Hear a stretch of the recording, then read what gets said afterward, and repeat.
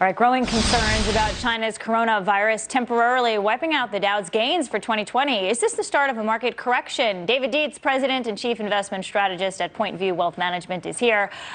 David, the recovery this morning seems a little bit tentative. Would you make the argument that maybe investors are waiting for that incubation period up to 2 weeks to be over before they decide which direction the stock market is going in? Well, certainly there are more uncertainties than answers at this point.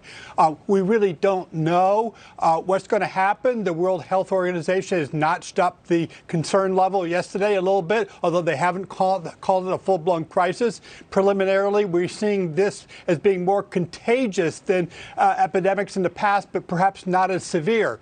Nevertheless, I would say for investors who have slightly longer-term orientation, market history is on their side. We have studied these epidemics going back to the early 80s, and invariably, 1 year from now, markets are significantly higher, enough to make it worth your while to do some bargain hunting at this point. All right. So yesterday provided a breather, if you will, for investors looking to get in.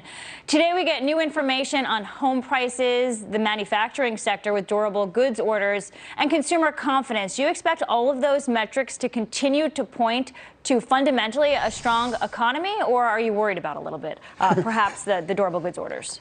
Well, we don't have the information yet, so there's always a little bit of worry. But fundamentally, we think there's a lot of tailwinds behind this economy. Now, for example, the Case-Shiller home prices, we've seen interest rates and mortgage rates come down up to a full 1% less than a year ago. That should spur home sales, but more importantly, it should spur home values. And that is so critical because for most consumers, that home is the biggest asset they have. If they see the prices going in the right direction, they're going to be in a better mood, take advantage of the strong employment trends, and go out there spending. So that's something we'd watch for particularly, Lauren.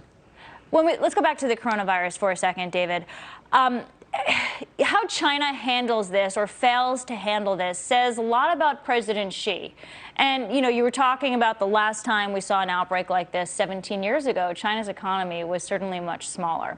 And now President Xi is on the world stage, and his economy is really big. When China sneezes, the world catches a cold. Are you concerned that China could dip into a recession or further into a recession, if you would make the point they might already be in one? Lord, there's no good time to have an epidemic like this. But China is, you could argue, in a particularly vulnerable spot. So although they're still growing very strongly, growth rates have now come down to just about 6%, which is a lot less than it's been in the past.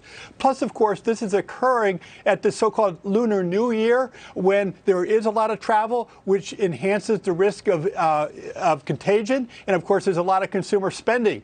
We talk about how China and Xi can have a much longer time horizon because they have kind of lifetime tenure. But, of course, all eyes are watching how they handle this.